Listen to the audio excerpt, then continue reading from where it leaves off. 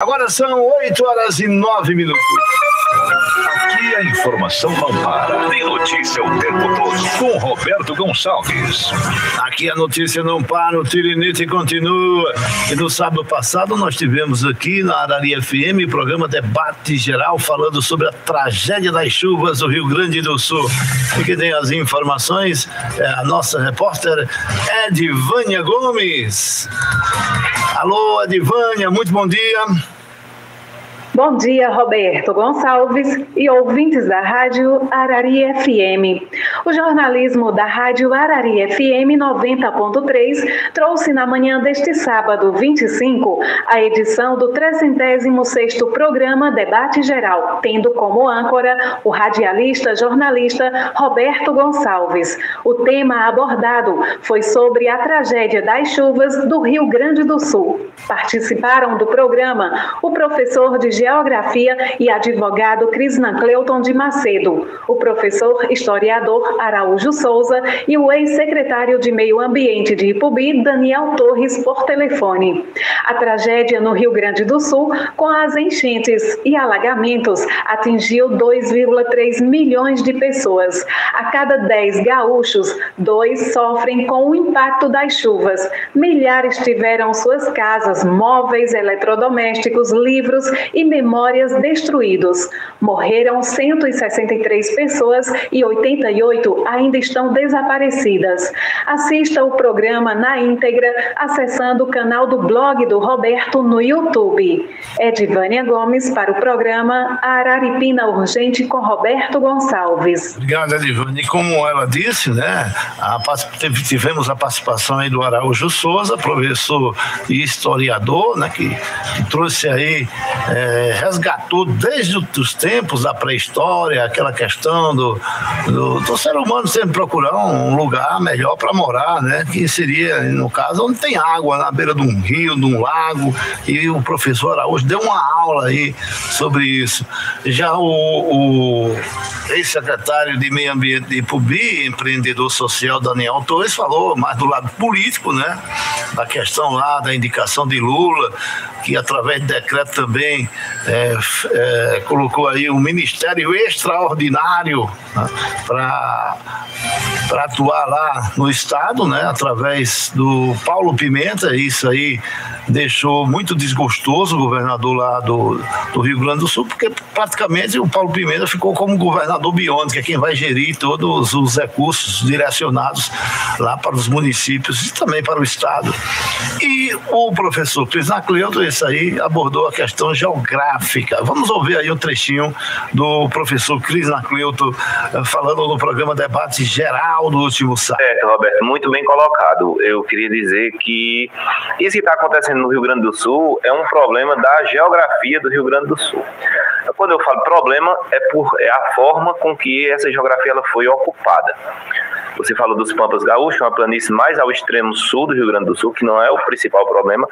O principal problema é porque o Taquari, né, ele é um vale, certo, Araújo? Então, é um vale, ele faz parte de uma bacia hidrográfica pequena. O Rio Grande do Sul, eu não sei se por sorte ou por azar, depende do ponto de vista, existem 2 planaltos brasileiros que terminam no Rio Grande do Sul. Quando você vê o mapa do Brasil, ele parece uma coxinha, né? Um funil embaixo. Então vem 2 planaltos, que é o Planalto Atlântico, né? Que é o que vem no leste inteiro, que a Serra do Mar passa em São Paulo, a Serra das Russas em Pernambuco, é tudo uma origem geológica só.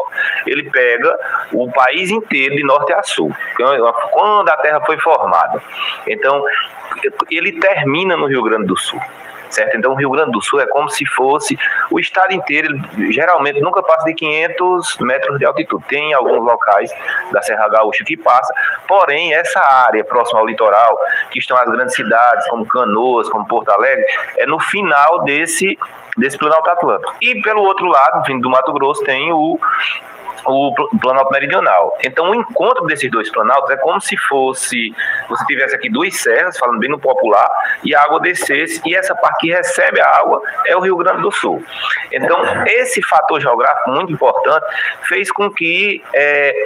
mas isso foi o que sustentou o Estado durante muito tempo. A riqueza do Estado é essa, porque tem água durante o ano inteiro. Então, as cidades, elas foram feitas, elas foram organizadas a partir, ao longo do rio. Como a gente sabe, Araújo explicou brilhantemente a questão da história, né? As sociedades procuram os rios. Por exemplo, a cidade de Mussum, a cidade de Roca Salles e Encantados, são 3 cidades que elas são pequenas cidades que elas se estreitam ao longo do rio. Por isso que elas foram tão afetadas. E as pessoas me perguntam muito, dizem assim, naquele rio ele não está correndo, por que é que essa água entrou dentro da cidade? Porque uma água que passa aqui no enchente, no outro dia a água sai e baixa. Por que passa 2, 3, 4, 5, uma semana e a água fica como se fosse um açude? Diz assim, não, está parecendo que o Porto Alegre, né, a capital, não tem saída de água. E realmente é isso que acontece, porque esses rios, eles não são escoados diretamente no mar. Eles são, primeiro, no Lago Guaíba, depois do Lago Guaíba passa para a Lagoa dos Patos, a Laguna dos Patos, na verdade, tem esse nome de laguna porque é uma lagoa rasa, que é uma das maiores do mundo. Então, ele criou um verdadeiro labirinto de água. Só que isso aí é uma coisa natural. Isso aí foi feito por criação divina, né? Então, o que acontece? As pessoas foi quem entraram no caminho das águas, certo? Porque existe uma ciência, né, chamada de hidráulica, que começou a ser estudada pelos gregos, que a água, ela não obedece, ela só obedece às leis da física. Então, se você ficar na frente da água, ela vai te arrastar. Foi o que aconteceu aqui no Bairro Zé Martins, né? O que é que acontece? Eu achei interessante que o Daniel falou da Holanda, né, que vive abaixo do nível do mar, falou da questão de Araripina. Não existe, pessoal, nenhuma localidade livre de enchente, só os desertos. Por exemplo, a gente tem um exemplo aqui da nossa vizinha Ipubi, na cidade de Serrolândia, que fica a mais de 600 metros do nível do mar, em cima de uma serra que aparentemente ela é plana. Quando você vai daqui para Juazeiro, você vê o horizonte a quilômetros e quilômetros de distância. Só que Serrolândia, ela foi construída onde tem um pequeno declive na serra. Então, o que acontece? A hidráulica, quando tem um conjunto de chuvas muito grande, ele vai se concentrar, isso é a força da gravidade, vai para o local mais baixo.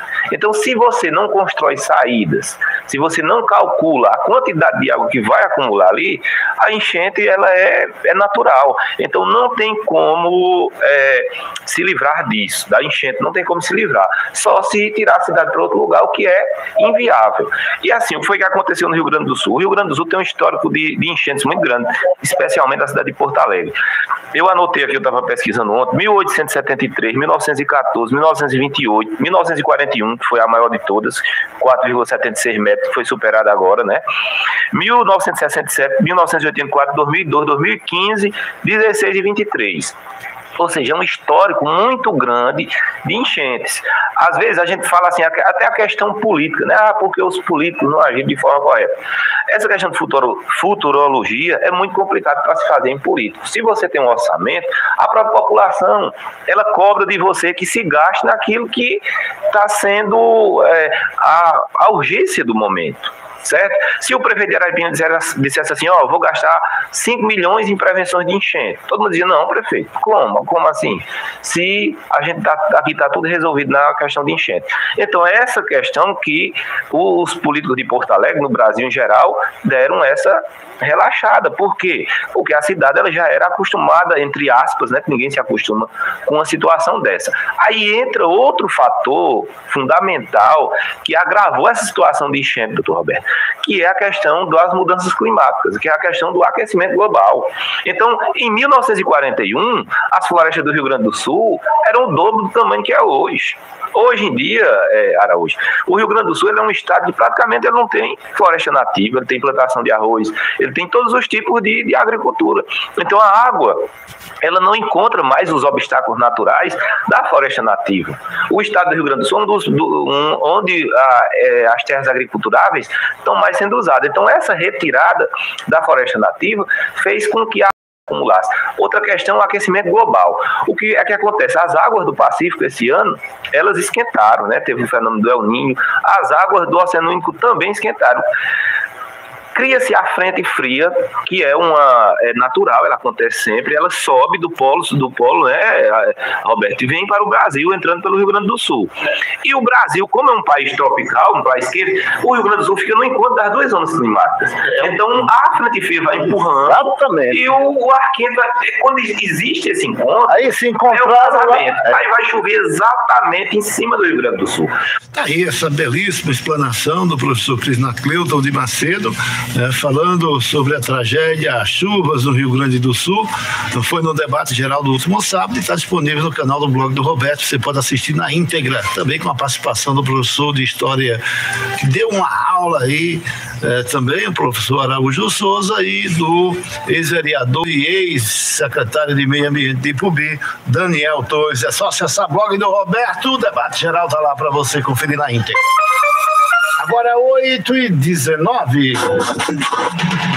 Saia de casa bem informado. Tudo o que você precisa saber está no Araripina Urgente.